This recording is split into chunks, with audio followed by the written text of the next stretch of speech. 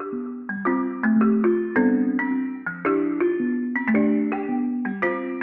here today with David Allaire from CPPI.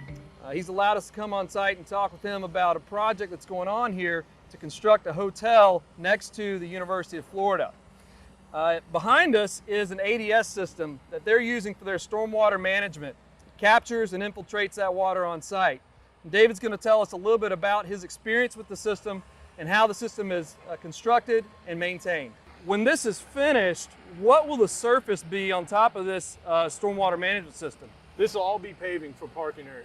So that we'll get a dual use out of this for having parking on the surface and then capture and management of all the site stormwater down below it. Is that right? Absolutely, yeah. This is essentially a zero discharge site. Fantastic.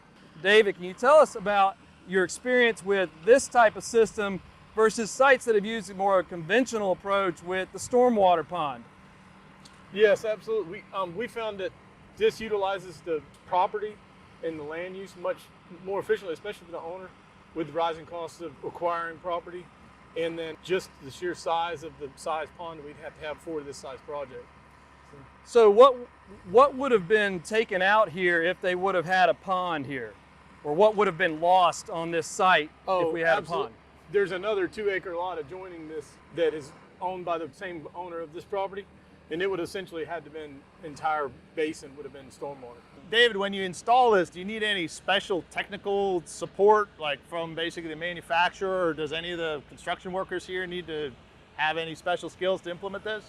Well, first we try to seek out subcontractors that's had experience in the past with this, but most of the installation is a fairly simple process. David, with this system being underground and sort of out of sight, can you talk a little bit about how the system is maintained and we ensure that it's functioning over the lifespan? Yes, during the construction of it, we place certain provisions inside of isolator rows so that where the inlets are, they are able to be jetted and cleaned out and vac trucked out, so that if you ever get any sedimentation or any buildup in there, the system can be cleaned out and as well as inspected to make sure it's functioning properly. So that system you described, that process, basically they pressure wash or they jet in the water into the inlet system, but at the same time they're sucking out that water to get all the sediments that have accumulated. Is that absolutely? Well, most likely we'll have a spot at both ends with an inlet, and so they can use an inspecting port is in the middle of that row, so you can push it just towards the vac truck and it takes all the sediment out. So it's basically like a clean system again after they do that, which is not very often. The maintenance schedule on this stuff is very low. There's an inspection process per year, I think it is. I put one in 10 years ago and haven't seen it cleaned out yet, so it's pretty maintenance free as far as the system goes.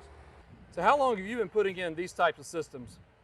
I've been the first one I did was about 10 years ago, and then we put in some smaller systems on other projects to reduce the amount of stormwater basin that we'd have to have.